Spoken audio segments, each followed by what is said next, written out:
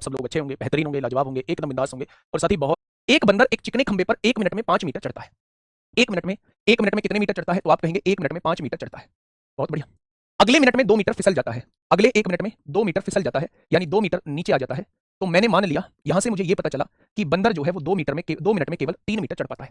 भाई पहले 5 मीटर चढ़ा होगा, फिर अगले मिनट जो है वो 2 मीटर फिसल गया होगा, टोटल 2 मिनट में वो केवल 3 मीटर चढ़ पाया। इतनी बात समझ में आ गई? यदि खंबे की ऊंचाई 28 मीटर हो, पूरा खंबा कितने का है? 28 मीटर का, तो उस बंदर को उस खंबे के ऊपर चढ़ जाने में कितना समय लगेगा, वो आपसे ये पूछना चाह रहा है। मेरे प्यारे दोस्त, आपको यह पता है कि बंदर आखिरी छलांग में 5 मीटर चढ़ता है। सबसे पहले आप उस आखिरी छलांग की दूरी को घटा लो, यानी कि आप 23 मीटर का हिसाब किताब निकाल लो कि 23 मीटर जो है वो बंदर कितनी देर में चढ़ेगा, जिससे कि जब आखिरी छलांग आएगी तब वो 5 मीटर की दूरी तय करके पूरी 28 मीटर चढ़ जाएगा, उसे फिसलने की जरूरत नहीं पड़ेगी। यानी हमारा टारगेट क्या है? हमारा टारगेट ये है कि 28 में से हम उस दूरी को घटा देंगे जो वो एक छलांग में चढ़ता है, यानी कि हम लोग 23 मीटर का हिसाब किताब निकालेंगे। अब थोड़ा सा यहां से प्यार से समझना, मुझे यह पता है कि 3 मीटर जो है, 3 मीटर की चढ़ाई जो है वो बंदर 2 मिनट में करता है। अब आप मुझे यह बताइए कि मैं इसमें कितने की गुणा करूं, किसके नजदीक पहुंच जाऊं? आपने कहा जी आप इसमें 7 की गुणा करो, इसके नजदीक पहुंच जाओगे, यानी 21 मीटर की दूरी जो है वो बंदर 14 मिनट में तय कर लेगा। 21 मीटर की दूरी जो है, 21 मीटर की दूरी जो है वो बंदर 14 मिनट में तय कर लेगा। जब 15वां मिनट आया होगा तो ये 5 मीटर चढ़ेगा, 26 हो गया, 1 मिनट बढ़ गया। जब 16वां मिनट आया होगा तो ये 2 मीटर फिसलेगा, 26 में से 2 गया तो 24 आ गया मेरे भाई, 26 में से 2 फिसलेगा तो 24 रह गया मेरे प्यारे दोस्त, यहां फिसलने वाला 1 मिनट बढ़ गया। अब 24 के बाद जो आखिरी छलांग लगाएगा वो 5 मीटर की है, लेकिन उसे चढ़ना तो केवल 4 मीटर है, यानी कि अगर पूरे 5 मीटर चढ़ने में 1 मिनट लेता है तो 4 मीटर चढ़ने में कितना मिनट लेगा? तो आप कह देंगे 4/5 मिनट लेगा। यानी कि मेरे भाई 14 और 1 15 और 1 16 सही 4/5 मिनट लगेंगे उस बंदर को टॉप तक पहुंचने में। हो सकता है एक कार जो है वो 60 किलोमीटर प्रति घंटे की प्रारंभिक चाल से चलना शुरू करती है। हाँ, इसकी चाल में हर घंटे 10 किलोमीटर प्रति घंटे की वृद्धि होती है, यानी कि पहले 60 किलोमीटर प्रति घंटे की चाल से चली होगी, दूसरे घंटे में वो 70 किलोमीटर प्रति घंटे की चाल से चली होगी, तीसरे घंटे में वो 80 किलोमीटर प्रति घंटे की चाल से चली होगी। ऐसे ही हर घंटे वो अपनी गति 10 किलोमीटर प्रति घंटा बढ़ाती जा रही है। ठीक है, 1210 किलोमीटर की दूरी तय करने में उसे कुल कितने घंटे लगेंगे, वो आपसे ये पूछना चाह रहा है। टोटल दूरी 1210 किलोमीटर की तय करनी है। अच्छा, 1 घंटे में यहाँ कितनी दूरी तय होगी? 60, यहाँ 1 घंटे में 70 किलोमीटर, इससे आगे 80 किलोमीटर, इससे आगे 90 किलोमीटर, हर घंटे 10 किलोमीटर की दूरी बढ़ती चली जाएगी। तो वो कह रहा है कितने घंटे में टोटल दूरी जोड़ के 1210 किलोमीटर हो जाएगी, वो आपसे ये पूछना चाह रहा है। तो मेरे प्यारे दोस्त, क्या आपको ये एपी में नजर आ रही है? अगर दो पदों के बीच का अंतर समान है तो ऐसी श्रेणी को एपी कहा जाता है, समांतर श्रेणी बोला जाता है। समांतर श्रेणी में योग का फॉर्मूला क्या होता है? योग का फॉर्मूला होता है मेरे प्यारे भाई, योग का फॉर्मूला होता है ये। समांतर श्रेणी में योग का फॉर्मूला होता है दोस्त मेरे ये।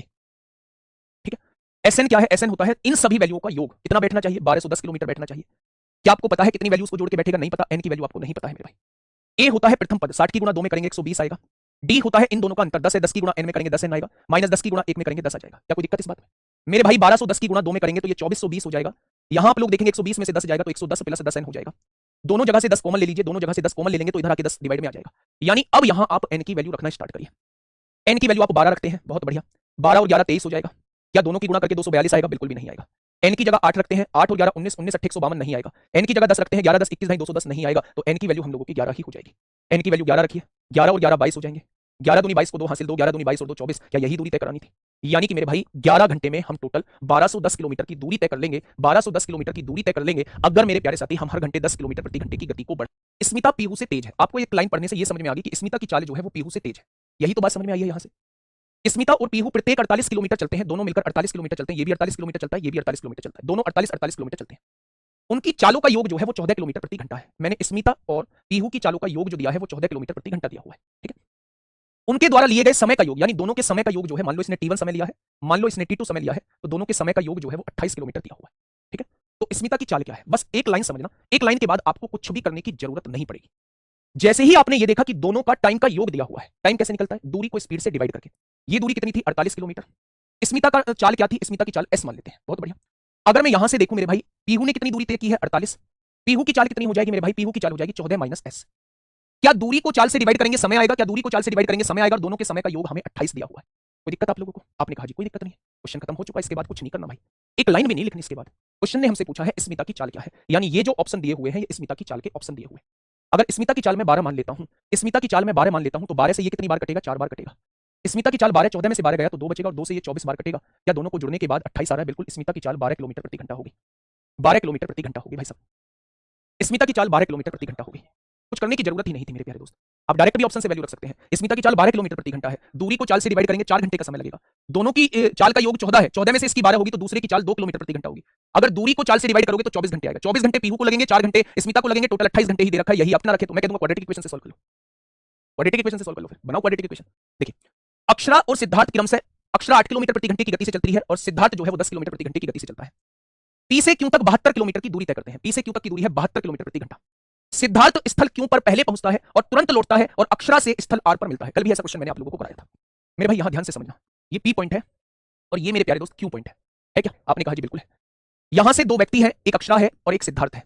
अक्षरा की चाल है 8 किलोमीटर प्रति घंटा। बेटा ध्यान से समझना, हर एक चीज लिख के बता रहा हूं। सिद्धार्थ की चाल है 10 किलोमीटर प्रति घंटा। ठीक है, अगर मेरे प्यारे दोस्त ये तेज जाएगा तो यहां सबसे पहले सिद्धार्थ ही पहुंचेगा और यहां पहुंचने के बाद वापस आता हुआ कहीं इस बिंदु पर वो अक्षरा से मिलेगा।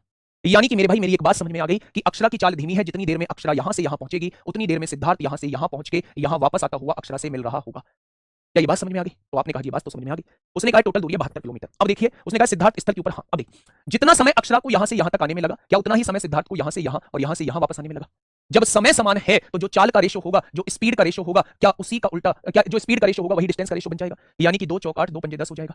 यानी इसने जो दूरी तय की होगी 4 यूनिट की दूरी तय की होगी और सिद्धार्थ ने जो दूरी तय की होगी 5 यूनिट की तय की होगी। इससे कौन सी फालतू? इतना ही गया है उतना ही वापस आया, यही फालतू दूरी तय की है। मेरे हिसाब से 1 यूनिट फालतू है, तो यानी आधा दूरी गया होगा आधा दूरी वापस आया होगा, तभी तो टोटल दूरी 5 होगी। भाई यहां से यहां तक अगर 4 है तो आधा दूरी गया 4.5, फिर आधा दूरी वापस आया तभी तो मिला, तभी तो 5 हुई होगी। यानी यहां से यहां तक की दूरी आधा हो जाएगी। मेरे भाई टोटल दूरी 4 ये है, आधा ये है, टोटल दूरी 4.5 हो जाएगी। लेकिन क्वेश्चन ने कहा है टोटल दूरी 72 किलोमीटर दी हुई है। पॉइंट हटाइए, 0 बढ़ाइए, मल्टीप्लाई में है, इधर आके डिवाइड में पहुंचेगा। अब क्वेश्चन ने कहा है पी से आर की दूरी ज्ञात कीजिए। पी से आर की दूरी यानी वो 4 पार्ट की वैल्यू आपसे पूछना चाह रहा है। भाई पी से आर की वैल्यू 4 पार्ट की तो वैल्यू पूछ रहा है। क्वेश्चन खत्म। 9 से काटा 9 8 72, 9 पंजे 45, 5 से काटा 16 बार, यानी आंसर 64 किलोमीटर आ जाएगा। आंसर जो है वो 64 किलोमीटर आ जाएगा। क्या होगा इस क्वेश्चन का बिल्कुल सही जवाब?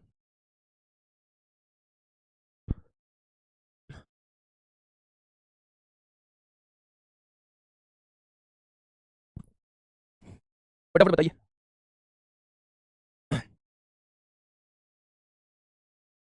देखिए आराम से पढ़िएगा बच्चे। यहां से कोई एक कार चलती है और 25 किलोमीटर आगे जाके उसका एक्सीडेंट हो जाता है। एक्सीडेंट नहीं हो जाता है, वो अपनी स्पीड को बढ़ा देती है 25 किलोमीटर आगे चल के। स्पीड कितनी बढ़ा देती है? 1/4 बढ़ा देती है। यानी पहले अगर स्पीड 4 थी तो अब 1/4 बढ़ा देती है, अब स्पीड 5 हो जाएगी। अगर स्पीड का रेशो 4 5 है तो टाइम का रेशो 5 4 हो जाएगा। यानी अब पहले से समय जो है, ये इसकी फाइनल डेस्टिनेशन है, पहले से समय 1 यूनिट कम लगेगा। वो कह रहा है पहले से 30 मिनट पहले पहुंच जाती है। यानी मेरे हिसाब से 1 यूनिट कम है, उसने 30 मिनट बोला है। यानी कि 1 की वैल्यू 30 है तो 5 की वैल्यू 150, यानी यहां से यहां तक ओरिजिनल समय जो है वो 150 मिनट है। यहां से यहां तक पहुंचने का ओरिजिनल समय जो है वो 150 मिनट है। क्या ये बात समझ में? आपने कहा बिल्कुल। अगर ये काम उसने 10 किलोमीटर पहले किया होता, यानी कि 10 किलोमीटर पहले किया होता, तो फिर से यही कहानी बनती, फिर से वो 1 यूनिट पहले पहुंच जाती। इस बार वो कह रहा है कि 32 सही 2/5 मिनट पहले पहुंचती है, यानी कि 32 पंजे 160 और 2 162/5 मिनट पहले पहुंच जाती है। क्या एक पार्ट की वैल्यू ये है तो 5 पार्ट की वैल्यू कितनी हो जाएगी? क्या यहां से यहां तक 162 मिनट का ओरिजिनल समय रहता? क्या यहां से यहां तक 162 मिनट का ओरिजिनल समय रहता? तो आपने कहा जी बिल्कुल रहता। बहुत बढ़िया। यहां से यहां तक ओरिजिनल समय 150 मिनट है, यहां से यहां तक ओरिजिनल समय 162 मिनट है, तो क्या ये 10 किलोमीटर की दूरी जो है वो 12 मिनट में तय हुई होती? क्या ये 10 किलोमीटर की दूरी जो है वो 12 मिनट में तय हुई होती? बोलो, क्या ये 10 किलोमीटर की दूरी जो है वो 12 मिनट में तय हुई होती? आपने कहा जी ठीक है। यहां से चाल निकाल दो, यानी कि उस व्यक्ति की चाल 10 किलोमीटर की दूरी 12 मिनट में तय होती है, तो क्या मेरे प्यारे दोस्त इसे घंटे बनाने के लिए 60 से डिवाइड करते? यानी कि उस व्यक्ति की चाल 50 किलोमीटर प्रति घंटा आ गई। क्या उसने आपसे चाल पूछा है? अगर वो चाल पूछेगा तो 50 किलोमीटर प्रति घंटा इस क्वेश्चन का बिल्कुल सही जवाब हो जाएगा। तो मेरे प्यारे दोस्त उसने पूछा है उस कार द्वारा तय की गई दूरी, वो यहां से यहां तक की दूरी पूछना चाह रहा है। अगर यहां से यहां तक की दूरी 25 किलोमीटर है तो ये दूरी 150 मिनट में तय की है। 150 मिनट मतलब अगर चाल की गुणा समय में कर दें, इसको घंटे बना लें, तो यहां से यहां तक की दूरी आ जाएगी क्या? तो आप कहेंगे बिल्कुल। तो 0 से 0 कट गई, 3 से काटा 5 बार, 3 से काटा 2 बार, 2 से काटेंगे 25 बार, यानी कि यहां से यहां तक की दूरी 125 किलोमीटर आ गई। अगर यहां से यहां तक 125 है तो 25 ये टोटल दूरी 150 किलोमीटर हो जाएगी। टोटल दूरी 150 किलोमीटर हो जाएगी। बताइए इस क्वेश्चन में क्या दिक्कत समस्या थी? बताइए इस क्वेश्चन में क्या दिक्कत समस्या थी जो हमारी दिमाग में ये बात नहीं आ रही है? सोच को थोड़ा सा बढ़ाना होगा। नहीं समझ में आया कोई दिक्कत नहीं है, कोई परेशानी नहीं है, लेकिन अगर समझने की कोशिश ही नहीं की करी तो मेरे भाई दिक्कत है, दिक्कत है। दोबारा समझिए, मैं इसे दोबारा समझाने की कोशिश करता हूं, प्यार से समझिएगा, बहुत प्यार से समझ में आएगा।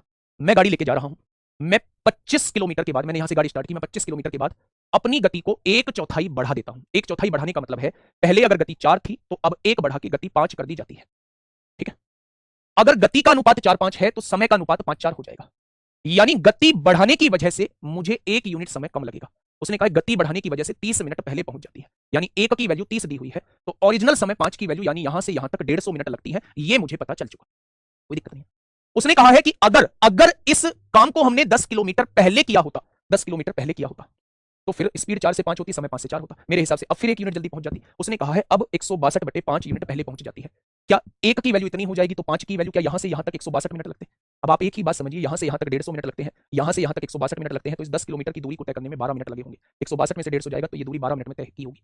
12 मिनट में 10 किलोमीटर की दूरी तय की है तो इसकी चाल 50 किलोमीटर प्रति घंटा आ गई होगी। तो ये बताइए यहां से यहां तक 150 मिनट में कितनी दूरी तय की होगी?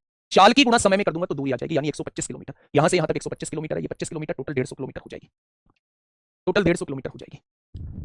बताइए मेरे प्यारे दोस्त, बोलो।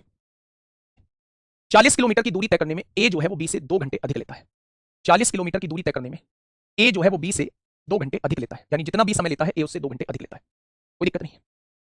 अगर ए अपनी चाल को दुगनी करता है, अगर वो 2a की गति से चलता है, पहले ए की गति से चल रहा था, अब 2a की गति से चलता है, तो वह 80 किलोमीटर की दूरी तय करने में बी से 1.5 घंटा अधिक लेता है। 80 किलोमीटर की दूरी तय करने में बी से 1.5 घंटा अधिक लेता है, 1.5 घंटा 1.5 आवर ज्यादा लेता है। अगर अपनी गति को दुगना कर देता है तो बी को अपनी चाल से 120 किलोमीटर की दूरी तय करने में कितना समय लगेगा, यानी मुझे सबसे पहले बी की चाल निकालनी होगी।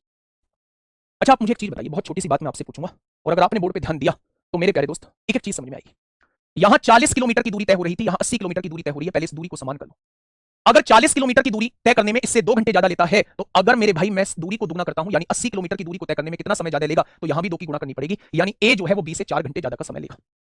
समझिए बात को मेरे भाई। 40 किलोमीटर की दूरी तय करने में बी से 2 घंटे ज्यादा लेता है ए, तो 80 किलोमीटर की दूरी तय करने में जब मैंने दूरी को दुगना किया है तो मुझे डिफरेंस को भी दुगना, यानी 4 घंटे ज्यादा लेगा ए।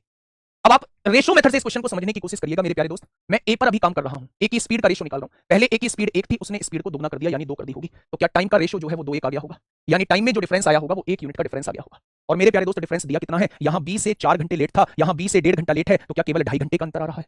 यहां बी से 4 घंटे लेट था और जैसे ही चाल को दुगना किया बी से केवल 1.5 घंटा लेट पहुंच रहा है, तो क्या दोनों के बीच 2.5 घंटे का डिफरेंस आ रहा है। यानी मेरे हिसाब से 1 यूनिट का डिफरेंस था, उसने 2.5 घंटे का डिफरेंस दिया है। 1 बराबर 2.5 घंटा, तो 2 बराबर कितना हो जाएगा, यानी कि मेरे भाई ए जो है उस दूरी को 5 घंटे में तय करता है।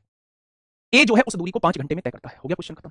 ए अगर 80 किलोमीटर की दूरी 5 घंटे में तय करता है, तो क्या ए की चाल जो है वो 16 किलोमीटर प्रति घंटा आ जाएगी, पर इसकी हमें जरूरत ही नहीं थी। अगर ए 5 घंटे में अगर ए जो है उस दूरी को 5 घंटे में तय करता है, ए जो है उस दूरी को 5 घंटे में तय करता है, तो बी से कितना लेट है भाई, बी से वो 2 घंटे लेट है, तो बी उस दूरी को क्या 3 घंटे में तय करता होगा। आप मेरी बात को थोड़ा सा समझने की कोशिश करिएगा मेरे प्यारे दोस्त, आप मेरी बात को थोड़ा सा समझने की कोशिश करिएगा मेरे प्यारे भाई। ए अगर 5 घंटे में किसी दूरी को तय करता है, तो वो बी से 4 घंटे ज्यादा लेता है, तो क्या बी इस दूरी को तय करने में 1 घंटे का समय लेगा। क्या इस दूरी को तय करने में 1 घंटे का समय लेगा, तभी तो 4 घंटे ज्यादा 5 घंटे में ए तय करेगा। यानी कि ए बी की चाल अगर मैं पूछूं तो बी 80 किलोमीटर की दूरी को 1 घंटे में तय कर देता है। बी की चाल 80 किलोमीटर प्रति घंटा आ चुकी है। तो उसने पूछा 120 किलोमीटर को तय करने में कितना समय लेगा। समय पूछा जा रहा है 120 किलोमीटर को 80 की गति से तय करना है, यानी 1.5 घंटे का समय लेगा, यानी कि 1.5 घंटे का समय लेगा। Option number D. बेटा 2 क्वेश्चन कराने का टाइम नहीं है, ये मैं बूस्ट योर कॉन्फिडेंस। मोहन को 63 किलोमीटर की दूरी तय करने में किशोर से 2 घंटे अधिक समय लगता है। मोहन के बारे में दिया हुआ है, मोहन के बारे में दिया हुआ है। किशोर से कितना अधिक समय लगता है, 2 घंटे अधिक समय लगता है। मोहन को किसी एक दूरी को तय करने में किशोर से 2 घंटे अधिक समय लगता है। ठीक है। यदि मोहन अपनी चाल में 50% की वृद्धि कर देता है, 50% का मतलब 1/2 होता है। अगर मोहन अपनी चाल बढ़ा के 2 से 3 कर देता है, तो वह इसी दूरी को किशोर से 1 घंटे कम समय में तय कर लेगा, किशोर से 1 घंटा कम समय में तय कर लेगा। क्वेश्चन को आप अगर समझ गए होंगे तो इस क्वेश्चन को बिल्कुल हाथों हाथ कर देंगे। ठीक है। तो 63 किलोमीटर की दूरी तय करने में किशोर को कितना समय लगेगा। अच्छा, ये गति किसकी हुई है, किशोर की। मोहन ने अपनी चाल में 50% की वृद्धि कर दी। मोहन की चाल के बारे में लिख लो। मोहन की स्पीड का रेशियो अगर मैं आपसे पूछूं, क्या मोहन की स्पीड का रेशियो 2 से 3 हुआ है। अगर स्पीड का रेशियो 2 से 3 हुआ है तो टाइम का रेशियो 3 से 2 हो जाएगा, यानी टाइम में डिफरेंस कितने का आ जाएगा, थोड़ा सा मुझे बता दीजिए। पहले मोहन 2 घंटे ज्यादा समय लेता था किशोर से, अब मोहन जैसे ही मोहन ने अपनी चाल को बढ़ाया अब उसे 1 घंटा कम ले रहा है। पहले 2 घंटे ज्यादा, अब 1 घंटा कम, यानी कि टोटल डिफरेंस 3 घंटे का आ रहा है। मेरे हिसाब से 1 यूनिट का डिफरेंस था, 1 बराबर 3, तो 3 बराबर 9, यानी मोहन शुरुआत में उस दूरी को तय करने में 9 घंटे का समय लेता होगा। अगर मोहन 9 घंटे का समय लेता है तो वो किशोर से 2 घंटे ज्यादा लेता है, किशोर इससे 2 घंटे कम लेता होगा, तो किशोर इस दूरी को तय करने में 7 घंटे का समय लेता होगा। क्या ये बात समझ में आ गई। क्वेश्चन ने कहा 63 किलोमीटर की दूरी तय करने में किशोर कितना समय लेगा, तो भैया जी आंसर आपके सामने आ चुका है। किशोर इस दूरी को तय करने में 7 घंटे का समय लेगा।